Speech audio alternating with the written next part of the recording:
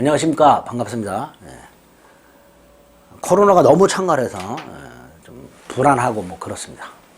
근데 이제 뭐 코로나가 이제 창궐하니까 밖에 안 나가게 되죠. 그럼 이제 공부하기에는 딱 좋은 여건이 만들어졌어요. 예, 뭐 그렇게 생각하고 공부 열심히 하시면 되죠. 이제 특히 3, 4월 달은 학원에서는 이제 이 핵심 이론 강의를 진행하기 때문에 이거 대단히 중요합니다.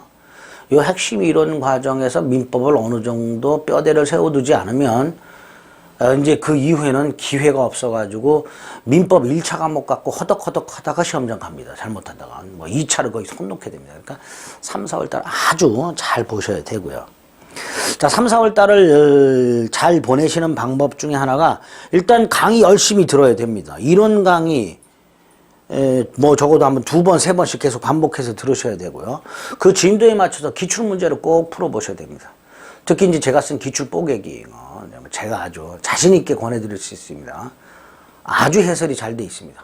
그거 이렇게 진도에 맞춰서 꼭 풀어보고, 해설 꼭 읽어보고, 이렇게. 그런 작업을 이렇게 자꾸 반복해서 해주셔야 됩니다. 그래서 강의 2번 이상, 3번 이상 듣고, 진도에 맞춰서 기출문제 푸는 걸 꼭 추천해 드리고요. 그 다음에 이제, 이거는 3, 4월 달 강의하면서 학원에다가 복습 문제로 5문제를 주고 이제 풀게 하고, 그 다음에 이제 그거를 이제 수업 시간에 제가 해설해 드립니다. 그게 하나 있고요. 그 다음에 제 네이버 밴드에 따로 이제 5문제 진도에 맞춰서 올려드리는 게 있습니다. 이제 그거를 이제 간단히 해설해서 여러분들에게 이렇게 들으실 수 있도록 그렇게 하려고 촬영을 하게 됐습니다. 자, 지금 할 것은 3, 4월 달 밴드 기본 문제 첫 번째입니다. 자, 여기 나와 있는 이 기본 문제들은 99%다 기출 문제들입니다.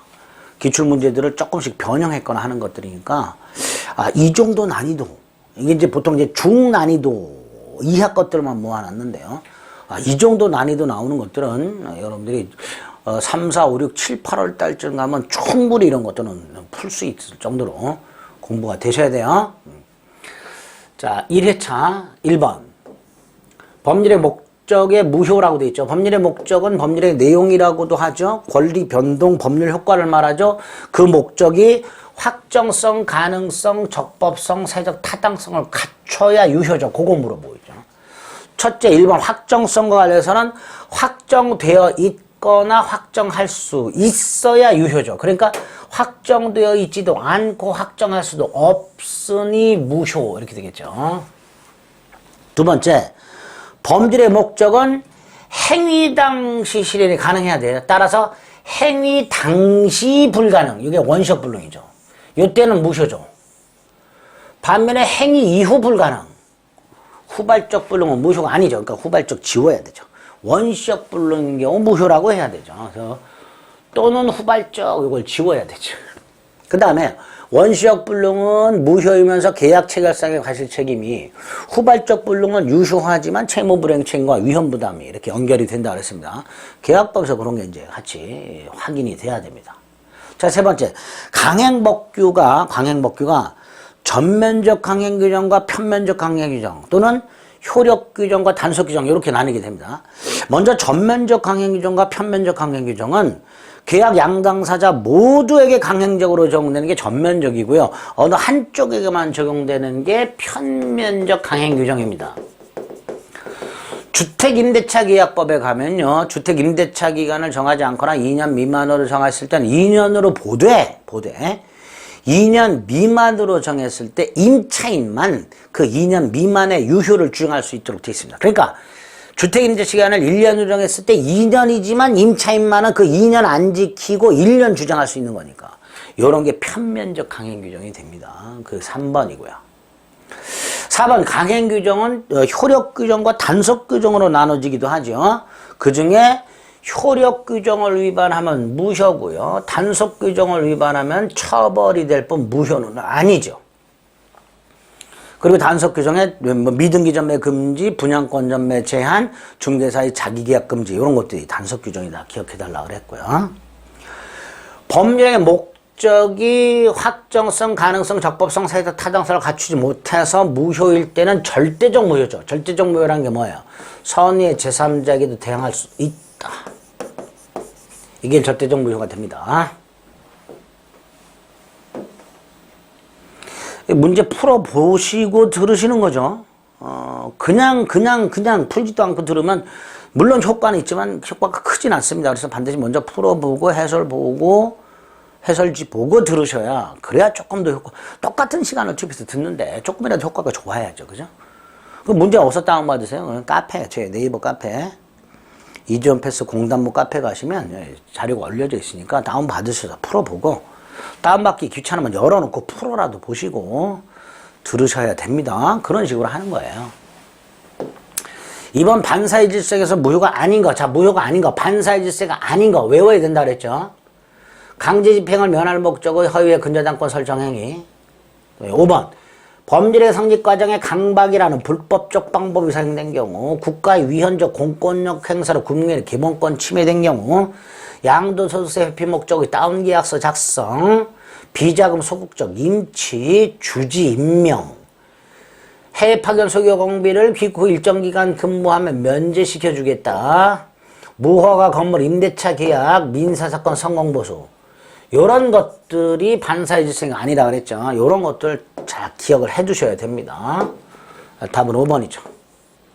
범죄 행위를 해라, 하지 않아, 말아라. 그러면서 뭘 주는 건 반사의 질서입니다. 부동산이 매도됐는데 매도날포 등기가 남아있음을 기회로 이중매매를 부추겼다고 됐죠. 이게 뭐죠? 적극 가담으로 바꿀 수 있죠. 그럼 반사의 질서이고요. 이혼하지 않겠다. 절대로 다 개인의 자유를 제약합니다. 반사의 질서이고요. 도박자금 빌려주는 거, 도박자금 갚는 거 다 반사의 질서입니다. 아닌 거 답 5번 이렇게 고르실 수 있으면 됩니다. 3번 불공정한 행위라고 되어 있는데, 불공정한 행위는 폭리행위죠. 요건이 뭐죠? 급부와 반대급부의 현저한 불균형, 피해자의 궁박경설 또는 무경험, 폭리자의 폭리의사, 이게 요건이죠. 자, 1번 불공정한 행위에 관한 104조는 103조 예시규정이다. 무슨 뜻이죠? 불공정한 행위는 반사회 질서 행위의 일종이다, 이런 뜻이죠. 자, 2번 불공정한 행위가 성립하려면 급부와 반대급부가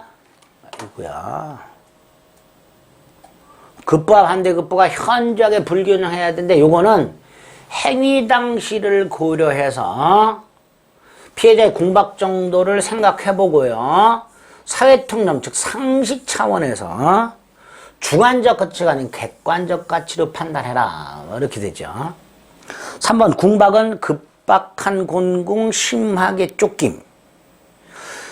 돈에 쫓기는 경제적 궁박뿐만 아니라 심리적 정신적 궁박을 포함한다 그랬고요. 4번 급부 간의 불균형이 궁박경설 또는 무경험에 생긴 주관조건 갖춰야 된다. 그렇죠? 궁박경설 또는 그리고 아니라 또는 무경험에 해야 된다. 자, 5번 불공정한 행위가 대리인에서 이루어졌다. 갑이 을에게 물건을 사오라 그랬더니 10,000원짜리를 100,000원 주고 사왔더라. 자, 피해자가 갑이고 대리인이 을이 있더라.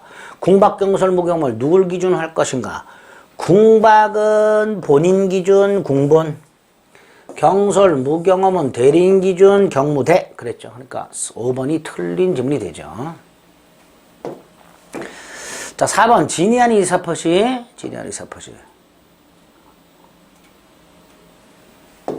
104조에 뭐라고 돼 있어요? 107조에 진위 아님을 알고 한 것이라도 효력이 있다. 그러나 상대방이 진위 아님을 알았거나 알 수 있었다면 무효가 된다. 전항의 무효는 선의의 제3자에게 대응하지 못한다.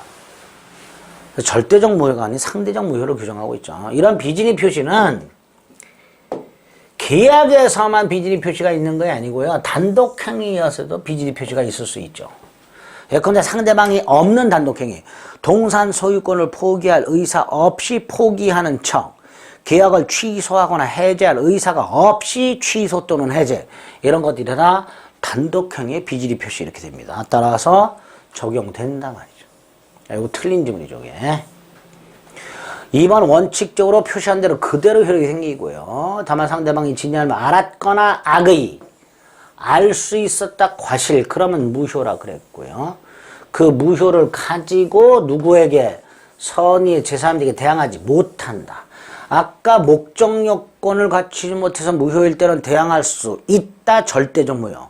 요거는 대항하지 못한다. 상대적 무효. 이렇게 되겠죠. 5번 가족법상 행위죠. 가족법상 행위는요, 진위가 굉장히 중요합니다. 그쵸? 결혼하는 진짜 의사. 따라서 비진위 표시 규정은 적용이 없고요. 만약에 가족법상 행위에 대해서 비진했다. 결혼할 의사 없이 결혼합시다. 그냥 깡그리다. 무효가 됩니다. 무효가 됩니다. 자, 5번 허위 표시인데요. 허위 표시는 가장매매가 사례 형태로 나온다 그랬습니다. 가장매매. 문장이 쭉 끊겼네요. 자, 채무자 갑이 채권자의 강제입행을 면하기 위해 친구 을과 짜고 을에게 매도한 것처럼 가정하여 가장매매, 을에게 등기를 넘겨줬다. 매매도 무효, 등기도 무효죠. 근데 을이 병에게 팔았죠. 제3자 이렇게 되어 있습니다. 자, 1번 갑을사의 매매는 108조 허위표시 가장매매로 무효지요. 다만 108조 2항 선의의 제3자에게는 대항하지 못하지요. 자, 3번 선의의 제3자는 소유권을 취득합니다. 취득하는데요. 선의 취득은 안 됩니다. 선의 취득이라는 건 우리 민법 249조에 있고요. 동산만 선의 취득이라는 게 가능합니다. 동산만. 그래서 3번은 선의의 제3자 병은 부동산을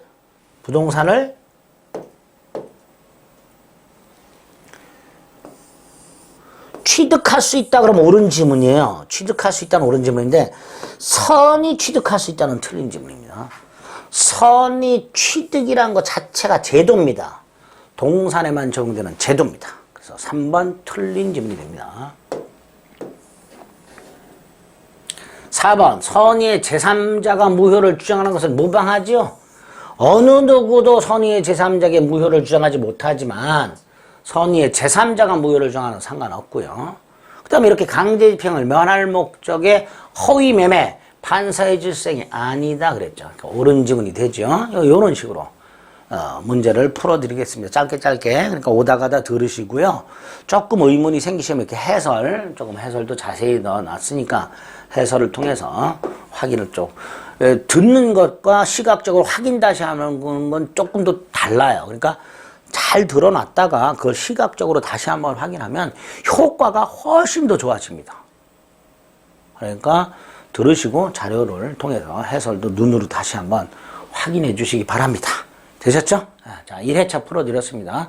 2회차, 이제 앞으로 2회차, 3회차, 4회차 매주 이렇게 풀어가지고 여러분에게 오다가다 짬짬이 보시고 들으실 수 있도록 해드리겠습니다. 수고하셨습니다.